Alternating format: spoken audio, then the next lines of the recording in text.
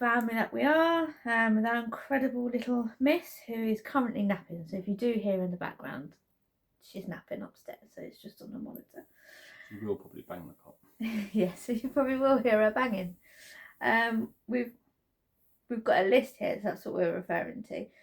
We get asked a lot about so we've adopted Little Miss. We get asked a lot about the process, about why we've come to it, things like that. So we just thought we'd have a little chat with you all and explain to you. And if you do have any questions, pop them down in the comments or however way you want to, and we will get back to you as soon as we can. We do both work full time as well, so please do bear with us. But yeah, ask us anything. So the first one we get asked quite a lot is how we made the decision to adopt. So for me, we tried for a few years to try and conceive naturally. Unfortunately, it didn't work for us. But adoption was always in the back of our mind. So we just approached a couple of the agencies, quite local ones, didn't we? Yeah, we weren't Stevenage at the time. No, not Stevenage at the time. So we've moved 10 years ago. We moved to where we are now. And we approached 2 or 3, I believe it was. Yeah. We went to 2 evenings, and then we decided on the one we went to. Yeah. It's a long process, very long process. We've been in it for 2 years, 2.5 years, through the whole thing. So from applying to court. Yeah. She's now, it's all done, it's all legal. She's officially ours as of last year, so it's very exciting. We found you have to be quite a strong person or couple. Yeah, you will get knockbacks, a lot of knockbacks along the way. And at one point we thought it just wasn't going to happen because of the stuff that kept happening. But yeah, it's a lot of to and fro. It looks very easy on paper. It sounds very easy when they explain it to you. But we're going to be honest, it was a struggle mentally. They go into a lot of detail. Yeah. They want to know where you were born. They want to know and basically everything in your life will be written down in what they call your PAR. Yeah, they ask you things like how you felt when grandparents died, when your siblings come along. Yeah. So I mean, I'm going to be honest, a lot of mine was, Mum, how did I feel about when my brother come along? You know, like all siblings, you know, probably at one point I didn't want my brother. I love him now. We get on really well now.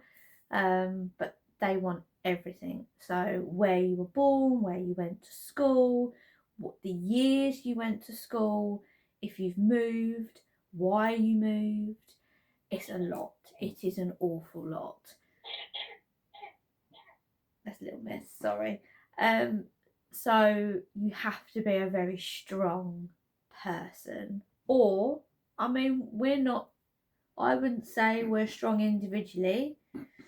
As a team, as a couple, I think we are. Yeah. We've been through a lot together. I got emotional through the process, and I'm not an emotional person. And it did get to me, so it is hard. You have to also have what they call your network. So when people say it takes a village, that's what they mean. So, and it does take a village, 100% it does. We're very lucky to have the friends we have. We are very lucky to have the family we have, all of those have been through absolutely everything with us. So yes, just make sure you have that village with you. Doesn't need many. You will need them. You will need them. Doesn't have to be loads and loads and loads. We don't have loads. I've always said it's quality, not quantity. And that's 100% the case in this scenario. 100,000%. It's quality, not quantity, of how many you have. The one we get quite often now is, now it's been a few months and she's home. She's been home for a long time now. Is, would we do it again? We would love to do it again. Unfortunately, I'm self-employed, so I don't get any help from the government. So we were solely relying on James's income while I was on off leave. I was very, very lucky to be able to have 5 months off with her. That's another thing that they go to in detail is your finances. Although they say you don't need money, You do. you do. You have to have spare money. You have to have some form of spare money. And prove you can obviously got spare money for the child or children. Yeah. One question we got a lot, which it makes me laugh because they wouldn't ordinarily ask a parent if you'd naturally had a child, is what would happen if they knocked the TV off the wall? Well, we'd go and get a new one, or we'd send it off to get it fixed. But to them, they have to know that if that was to happen, you would have the spare money to do that and also look after this child. We felt as though the process was quite old-fashioned. It's very sort of, you have to have the money, but even though we know we could give a home to a loving child or children, we know we would be able to manage that, but you have to then prove to the social workers, to the agency, that you can. You have to have it down on paper that you... Yes. So it's all paper based. So statements. The paper has to line up with their work, which is why we feel it's quite old fashioned in that sense. So unfortunately, because I don't get help, and you know James is on minimum wage, so it's not a lot. We unfortunately won't be able to do it again, which we're gutted about. You would have to start the training. You have to start from scratch. So even though you've done the process already, you would have to redo the whole process again, which could take another 2 to 3 years. Yeah. And then you've got to take into account how old the current your child child is. is. They like a 2-year gap. So little miss is now 2. So this, if we were to do it again, this is when we would start the process. But it's one of them. We love little miss to pieces. She doesn't miss out. So I'm a childminder. So there's children here every day for her to play with. She's made loads of friends. I'm very lucky that I can have her home with me, and that was a big thing for us. Yeah, we wanted one of us to be home. Yeah. She does go to another childminder now. But yeah, that's another thing that they ask for, experience. Yeah. Now, obviously, Hayley's a childminder, so that's not a problem. I was a childminder for a few years, which luckily they took into account. Otherwise, you would have to do volunteering. Yeah, we thought it was a bit odd, a bit of an odd thing to ask, but you can tell once you've done it and you've been through the process, you understand why they ask for this experience. Yeah, it obviously does you help. do need it. They do count things like babysitting and things like that, but they like you to have a variety of ages, not just like one set age. They prefer you to go out and do volunteering with groups and stuff rather than... Yeah, so if you are considering it, please do take that into account as well. It doesn't have to be loads. We were told it could be things like a local brownie group or a scout group or a football club or anything like that. Just a variety of ages. Yeah, because there was a point where they thought that I would have to do something, but because I had the experience of childminding with Hayley, so yeah, they took that. We also get asked if there's anything any advice we would give, and I think we've covered that, but you need to be strong You need patience. and patience. You need a lot. You need a lot of patience. Because things take months. They take a lot longer than what our agency said they would. Yeah. It's a lot of dotting your I's, crossing your T's. And there's a lot of waiting for people from the top down. And then so it goes to the top and then it works its way down. So it takes a long time. We've gone through a lot together throughout our years together, and I think if you are a strong couple or a strong solo adopter with a strong network, support network, you need it, because there will be lows. There are highs. There are so many highs, but there are also lows. There will be points where, for example, just the other day, we weren't having a bad day. She's 2, so she's in a terrible 2. She is 100% textbook terrible 2s. She wasn't having a good day. She wasn't having a good day. She's not very well, so that on top as well. But I just wanted to curl up in a ball and cry. Now, a lot of our network, they all work during the day. So that was a little bit hard for me, but James was only half an hour away from being home.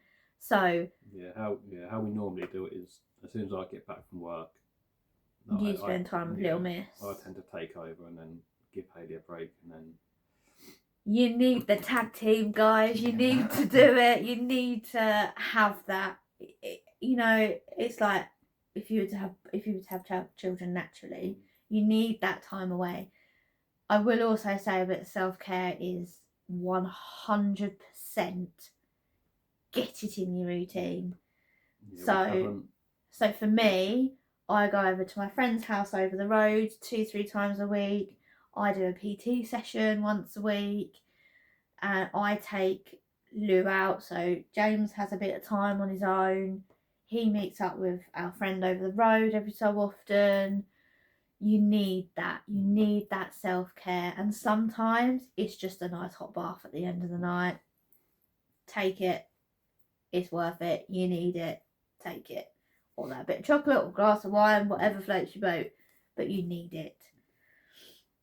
We haven't had any challenging behaviour from her past.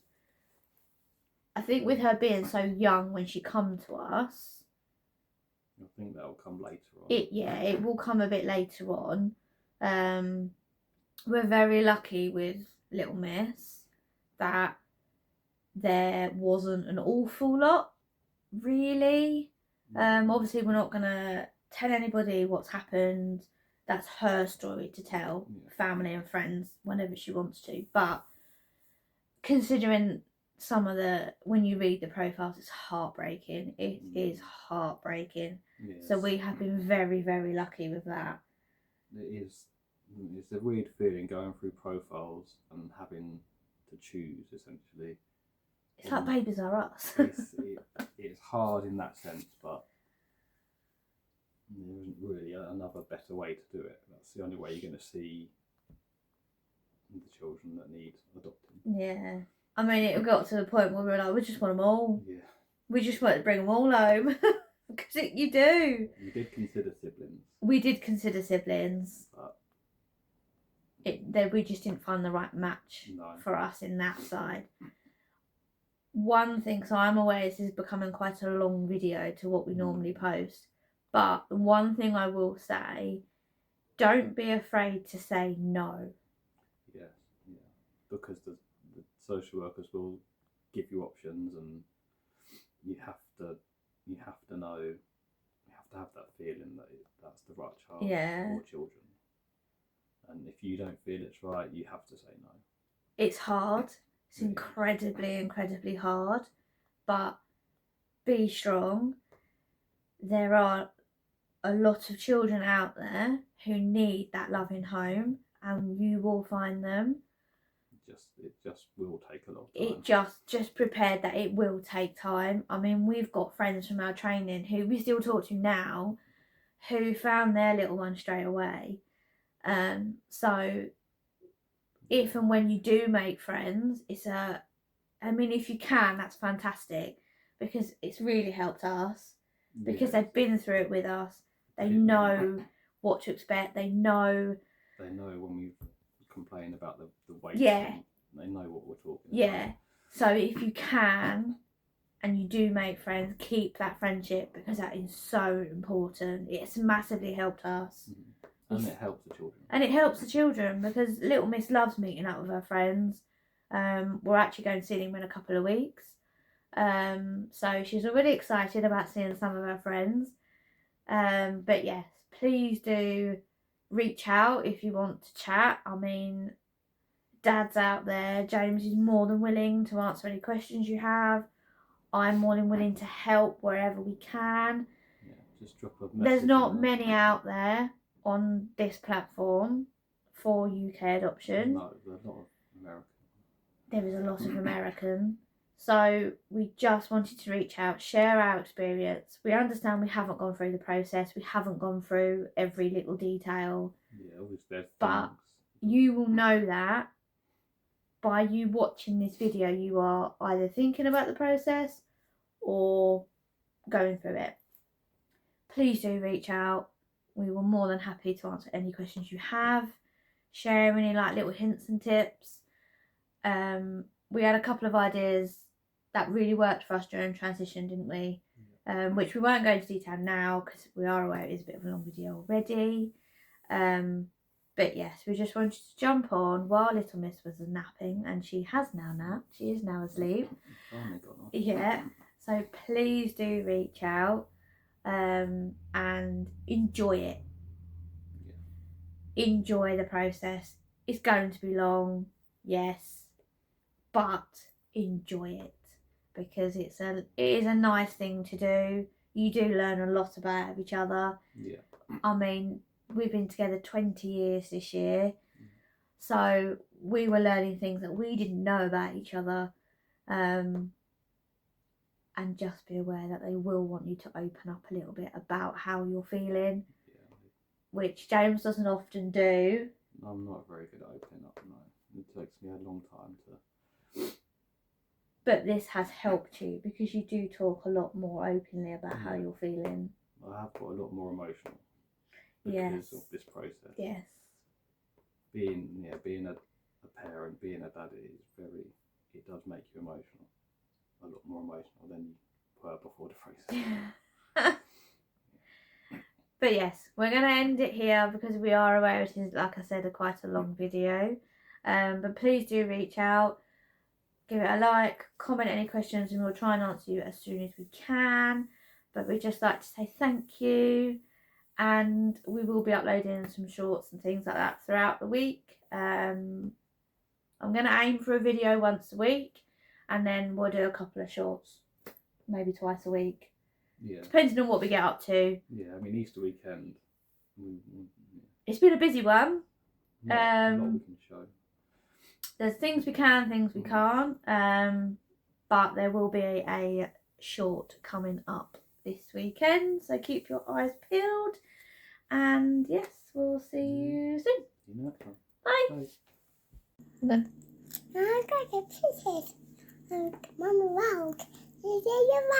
Yay! Whoop whoop. Whoop whoop. Whoop, whoop. Look, it is.